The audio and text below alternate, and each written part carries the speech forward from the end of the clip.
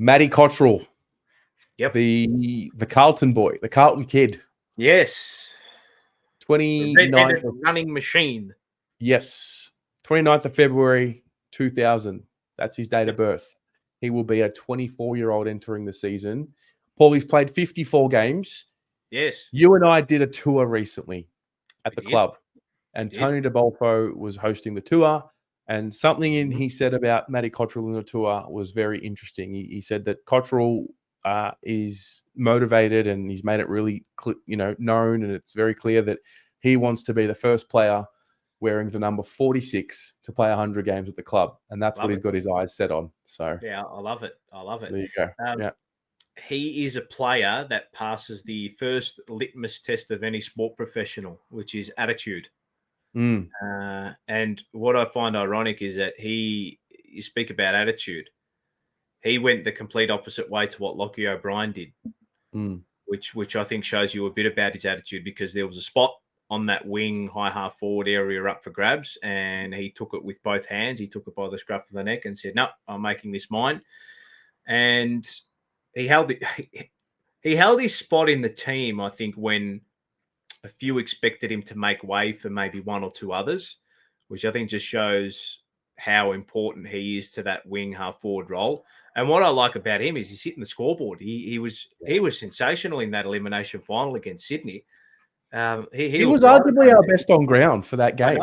I know. He was the one that kept us ticking over, and he kicked some pretty pivotal goals. So he's got a good set of hands. He's fast. He's got a lovely kick on him now as well. And I mean, he is now part of, you would have to say, arguably one of, if not the strongest wing brigade in the AFL, alongside maybe Collingwood and Melbourne. So in one preseason, Matthew Cottrell has been part of an area on the ground that has become probably one of our weaker points, and it's turned into one of our stronger points.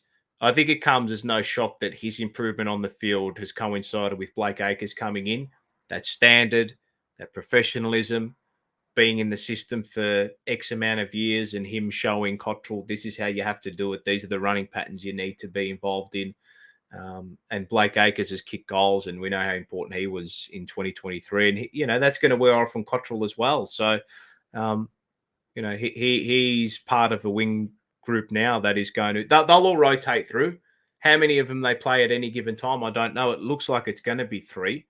It looks like they will go with Cottrell and Acres and Hollands. So, yeah, for me, it's just the attitude that stood out for him. And like I said, there was a spot up for grabs on that wing position, and his attitude was second to none. He took it, and now he's a staple of that wing position, and he's a very, very exciting player to watch. I'm just looking at his year here, and there's a bit of the story about him which I want to touch on. So if we cast our minds back 12 months ago, he had put on a bit of weight. He put on some size. 7 kilos. Yeah. Which is significant. Yeah, huge. Then he hurt his foot in a moon boot. So that limited his preseason. He came back in round 9 against the Western Bulldogs and played every game to finish the season, which ended up being 17. So I think that tells you where he sits in the pecking order of the 22 at the club. They obviously love what he does. The one thing about him I've always said and always felt is that every year he just gets better 3 to 5%. And now we're at a point where he's been at the club for quite some time now, that we're starting to see the compound effect of that 3 to 5% every year. Yes. And it's the long game. And I remember when he first got to the club with Michael Gibbons, I still remember the photo. I remember looking at the two, and I remember thinking, if I had to pick which one was going to make it for the long term, I was probably going to pick Michael Gibbons, because he'd been a 2-time JJ Liston trophy winner, etc. And then Cottrell's just played the long game and just gotten that little bit better. And talk about consistency, that's what he does have. It's consistently, slowly getting better. Yeah. It has been a slow burn with him, but he's what stands out for him now is his ability to get from contest to contest because of his incredible running power. And that's what's going to put you in the game more often than not. And, we know last year when I was at that the 2K trial that they had with the club, he was, he was powering, and he won the time trial in a PB. I'm certain it was a PB. And to do what he did without without the majority of a preseason in 2023, I mean, you would have to say if he gets a bulk of 2024 preseason in, there's no how do you not improve on what you did? Do you know what I mean? Like, there's no 100%. like unless your form just completely falls by the wayside. It just if you have a block where you're uninterrupted, you have a preseason where I mean, they're all going to have little bits and little niggles and stuff during the preseason. That's going to happen. But if he can play out 90 to 95% of the preseason and set himself up for the first half of the year, there's no reason why he shouldn't improve on his output in 2023. So it's as much as it's natural improvement, it's just improvement being in the system and just being up and about.